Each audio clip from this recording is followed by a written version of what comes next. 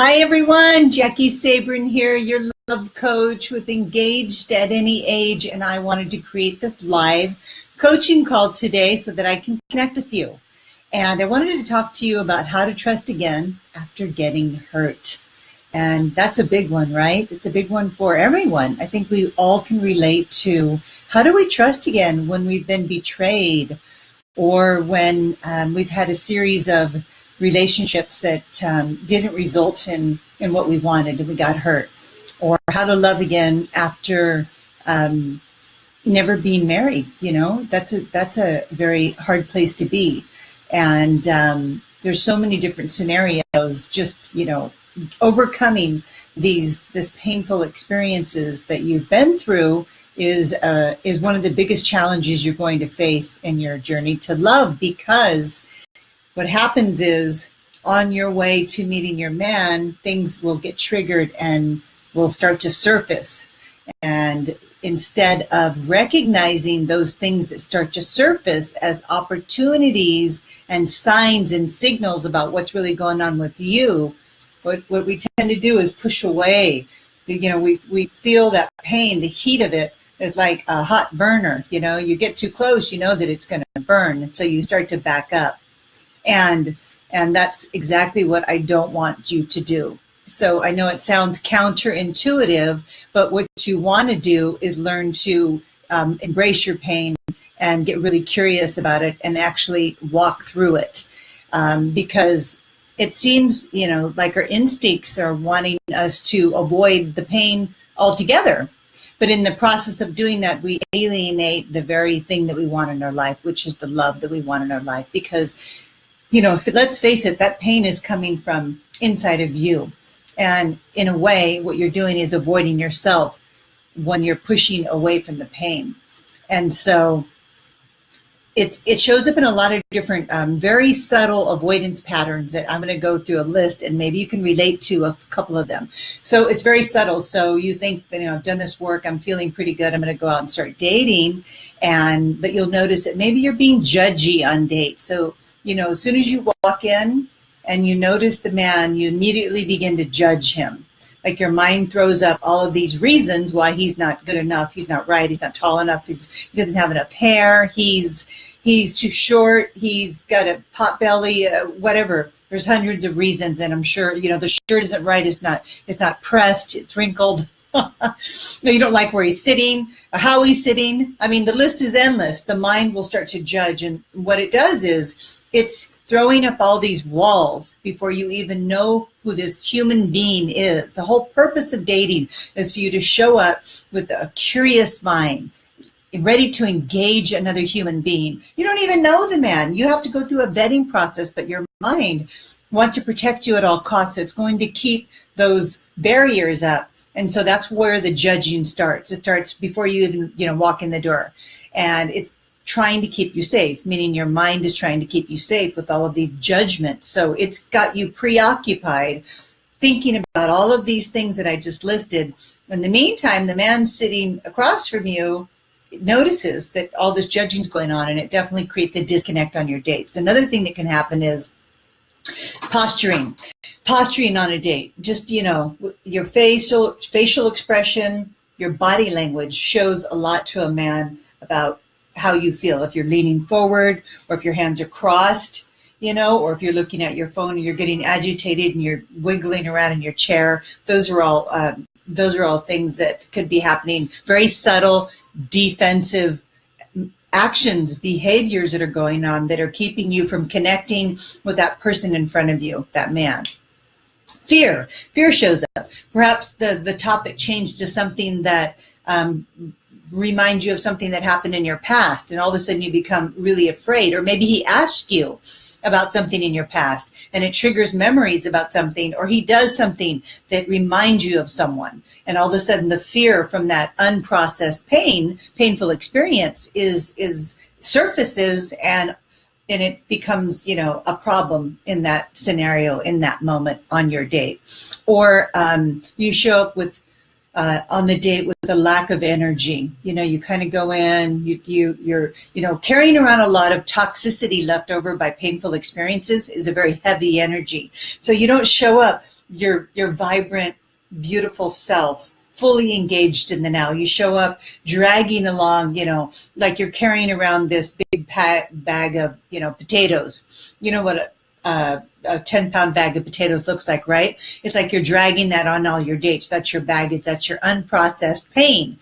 And if you've ever seen potatoes after, a long time, they start to grow all this funky stuff out of them and they start to rot. Well, that's what unprocessed pain actually can look and feel like. So another thing you could be doing that's very subtle is it shows up in your beliefs, like the beliefs like there are no good men out there, or I'm too old to date, or there's no men on the database on Match. I live in an area where there's no good men, or there's no men in real life, or I need to lose 10 pounds, or I'm not lovable, I'm not good enough. All of those unconscious beliefs or conscious beliefs.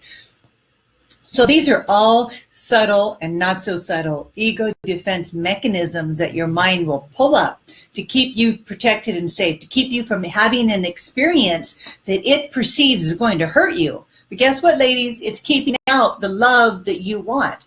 And so you're going to have to learn to lower the defense, right? And in doing that, you'll have to learn how to forgive. And you have to learn to forgive and trust again. And the person that you want to start with forgiving is yourself. You want to forgive yourself because we think that we need to forgive someone else. But here's the thing about forgiveness. Forgiveness is a self-protection mechanism. So you start with forgiving yourself and you forgive the other person, because if you don't, it's like hoping that the other person would take poison. Let me restate that. If you don't forgive, what happens is like you're taking poison and hoping the other person will die, because the unprocessed emotions around those painful experiences is like taking poison. And so we forgive for a self-protection mechanism so that we release ourselves from the toxicity of the pain that's left over from the incident. So it's not condoning, it is not excusing bad behavior. It's just releasing yourself so that you can swim away. You're the one that's on the hook, not the other person. He's already gone. And so basically, when we do not forgive, we create scenarios and we replicate situation. And the purpose of that is creating an attempt to heal that wound over and over again. I'm going to read you a quote by Eckhart Tolle that I just love. So it's when you deny your emotional pain, everything you do or think, as well as your relationships, becomes contaminated with it. You broadcast it, so to speak, by the energy you emanate.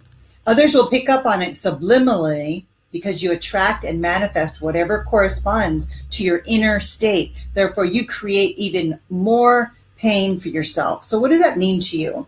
When you deny your emotional pain, all your relationships become contaminated with it. You broadcast it. And so basically when you suppress, it creates all this energy around it, because unconsciously you're so focused on it. You're so focused on what happened, going over what he said, what you said, what he said, back and forth so much that it's causing this massive disconnect, and it's causing a lot of energy. And that creates a vacuum inside of you, and it also creates a magnet, and that magnet drawing more like experiences in order to really help you to release that toxicity. But what you end up doing is asking yourself, why is this happening to me again? Why am I continuing to attract emotionally unavailable men? Why is there no good men online? Why can I meet any real men in real life? All of these reasons. Well, it's because of you. And I say that with love. It's because of your resistance to feeling the pain to begin with. So, like I said in the beginning of the call, it sounds counterintuitive, right, to feel the pain. But you only need to feel it for just a few moments so that you can release it. You have to feel to release. Anything you don't release, you get to keep. So I'm not asking you to sit there for days at a time and feel that pain. You don't want to get stuck in the storyline about the pain or why. You just want to feel it and honor that you were wounded. You were really hurt. You want to validate yourself that what happened really happened. And when you validate yourself, it allows you to move on because you make yourself your own best friend in that moment. You give yourself what you need the most instead of constantly looking outside of yourself, looking to these men to validate you or to give you something, nurture you, or to help you heal that pain. But in truth, no one can help you heal that but you. People can come into your life and highlight the pain. They can mirror and show you what you most need to heal, but that is something that you have to process. It's an inside job. And so you have to let go of the fear around feeling the pain. And really what the pain is, it's just your resistance to feeling it to begin with. It's not even the pain that hurts so much. It's a resistance. And I'm going to share a little story about one of my clients. So she had some painful experiences from her childhood, and she never got married. She started working with me. She's 47 now, and she had developed a behavior around attracting men and having multiple short-term relationships. And so she was really good at getting the guy, but she wasn't able to keep him. And though they would always break up. And then she wanted to solve that problem. Why do I keep doing this? So she had this unconscious belief that she wasn't lovable and that men always leave. So she had this unconscious belief that men always leave. So after a 2 or 3 month marker, she would do something and sabotage it. And then they would leave, and then that would fulfill the I'm not lovable, I'm not worth loving. And so I helped her to see where that came from. It came from a time that she really did have an experience in her childhood where she really didn't feel lovable, and she did feel like she was abandoned. And that instead of recognizing that as an adult, that kept her in this pattern of unconsciously replicating the same experience in an attempt to heal it. But of course, she didn't realize that at the time. It's very hard to see these things. They're so subtle. You just assume that it's just the way it is until you finally reach out and get some support from someone like me who can help see past, give you more perspective. That's what I do. I bring perspective to you. So the good news is I'm happy to report that once she was able to see where that was coming from and really just feel that time when she was a child, and that really did hurt, and just feel it and then release it, she started to shift her pattern because she knew that for one, she really wanted to get married and settle down, and two, she wanted to stop this dysfunctional pattern. It was just not serving her anymore. The older she got, and so now I'm happy to report that she's in an amazing relationship with an incredible man. They've been together for about 7 months, the longest relationship that she's ever had, and he just adores her. He tells her all the time how lovable she is, and she healed that part of herself, because she recognized through the work that we did together that she was lovable, where that pain came from to begin with. So it does require to get really curious. Again, this word curious, I use it a lot. Getting really curious about where the pain's coming from, and ask yourself, what am I feeling? What am I feeling right now? I'm feeling fear. Why? Why? Ask yourself these questions.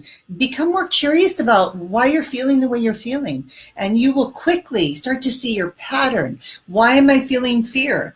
I'm really afraid that men only want me for sex. Maybe that's a fear that you have. And then maybe you're like, why do I feel that way? Why do I feel like men only want me for sex? Well, then tie it back to something that happened to you that's related to, maybe you had an incident that was really uncomfortable for you, and you never really allowed yourself to look at that because you were judging yourself and you weren't forgiving yourself, and maybe you blamed yourself that it was your fault. So it could be something like that. It could be go all the way back to childhood, but you really need to get more curious about what you're feeling and why you're feeling it. And I'm going to give you a mantra that is really helpful that I love. And this mantra can set you free, and it works. And you want to write this down and put it where you can see it so you don't forget it. And so the mantra is, I forgive you, I'm sorry, I love you. I forgive you, I'm sorry, I love you. So that's your mantra. You say it over and over again. First, you say it to yourself, I forgive you, I'm sorry, I love you. And then you say it to that other person. I forgive you. I'm sorry. I love you. Just say it internally so that you can release yourself from the toxicity that's left over by the pain.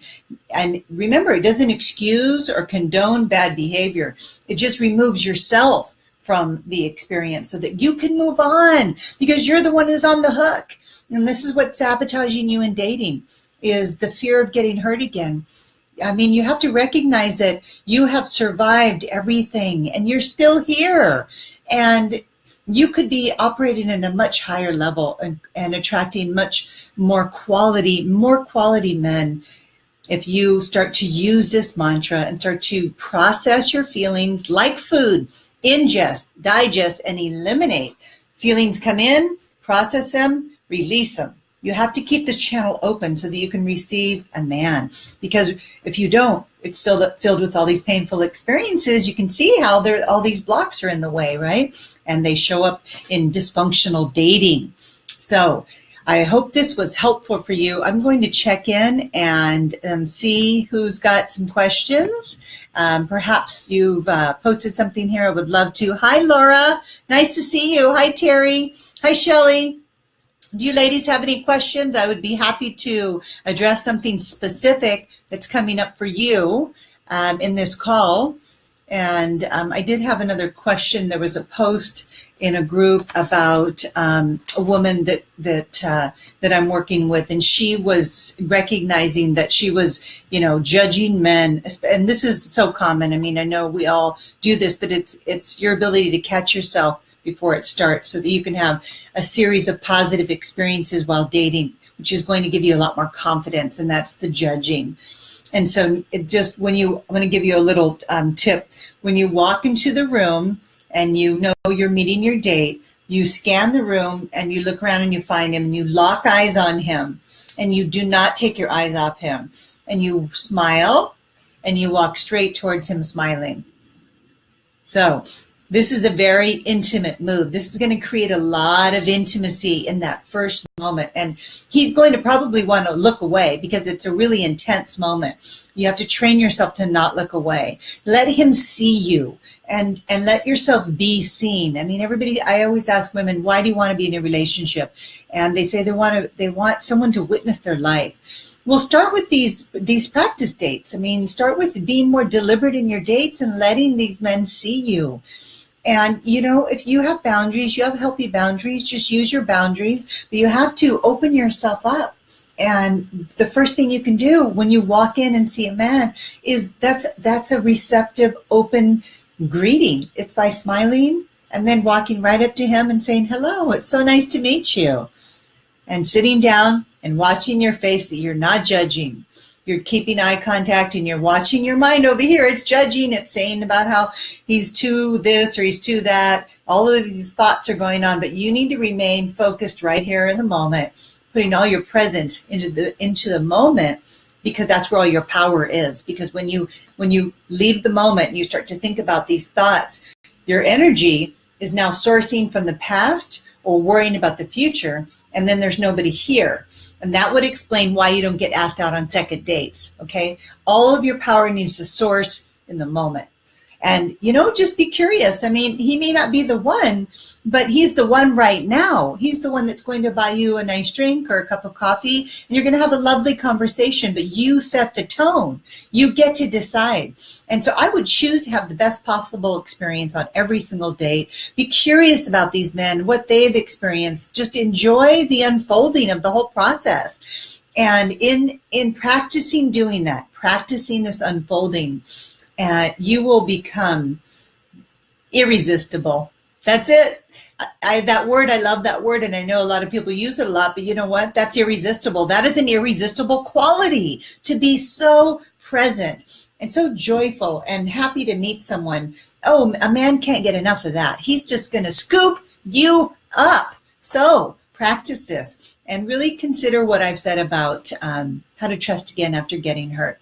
Start to practice more forgiveness for yourself and for others. Okay? So ladies, so happy that you're here with me today, and I look forward to connecting with you real soon. Thank you so much for being here. Bye, Laura. Bye, Shelley. Bye, Terry. Lots of love to you. Bye.